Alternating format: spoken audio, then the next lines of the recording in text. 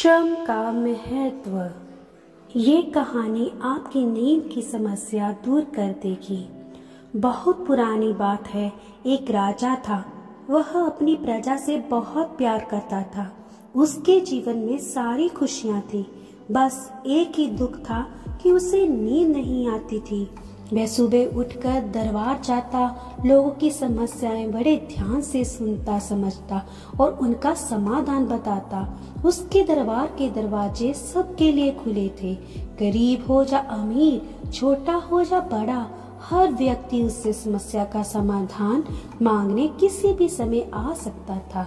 इसलिए राजा ये सोचता कि वह बहुत अच्छा है। हालांकि उसे अपनी अच्छाई का कोई घमंड नहीं था, लेकिन अक्सर वह खींच जाया करता था, क्योंकि पूरी रात सो न पाने के कारण अक्सर उसकी बुद्धि ठीक से काम नहीं करती थी। वह परेशान रहा करता था। एक बार उसके राज्य के पास वाले जंगल में एक साधु रहने आए। राजा ने साधु को अपने महल में आने का न्योता दिया। साधु ने कहा कि वह जंगल में ही रहना चाहते हैं। वह किसी राजा का न्योता स्वीकार नहीं करते, मगर हाँ, राजा को कुछ परेशान देखकर वह बोले, तुम अपनी समस्या मुझे बता सकते हो। राजा ने अपनी नींद ना आने की समस्या उन्हें बता दी। साधु ने कहा, मेरे पास एक ऐसी जड़ी बूटी है जिसे खाकर तुम्हारी नींद ना आने की समस्या खत्म हो सकती है।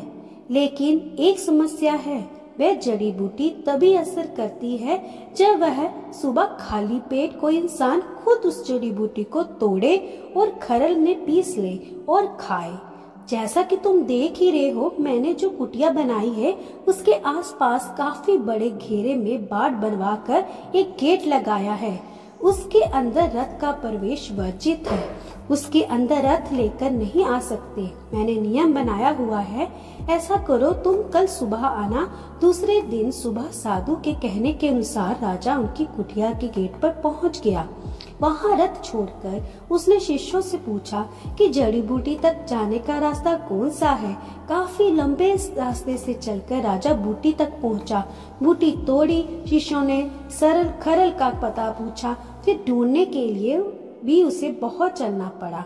फिर उसने वह बूटी पीसी और खाई। रात में उसे बिस्तर पर लेटते ही नींद आ गई। सुबह उसने सोचा उसे साधु का धन्यवाद करना चाहिए। वह साधु का धन्यवाद करने पहुंच गया। उसने ये भी पूछा कि मुझे बताइए ये कौन सी बूटी है, ताकि मैं अपने वैद्य को बूटी के बारे में बता सकूं, ताकि वह ऐसे सभी रोगियों जिन्हें नींद नहीं आती ये जड़ी बूटी दे सके। इस पर साधु हंसने लगे और कहने लगे, ये तो एक साधारण सा साग है, तुमने बहुत बार खाया होगा। ये कोई जड़ी बूटी ना है। तुम्हारी समस्या इसलिए थी क्योंकि तुम शारीरिक श्रम नहीं करते थे, व्यायाम नहीं करते थे और बिना व्यायाम के नींद नहीं आती है। मैंने इस जड़ी बूटी को खिलाने के बहाने तुमसे श्रम करवाया, इसलिए तुम्हें नींद आने लगी। राजा को बात समझ में आ गई। साधु से समझाना चाहते थे कि अच्छा होना दुनिया के लिए सही हो सकता है, लेकिन अपनी सेहत का ध्यान रखने के लिए ऐसा भी करना पड़ता है।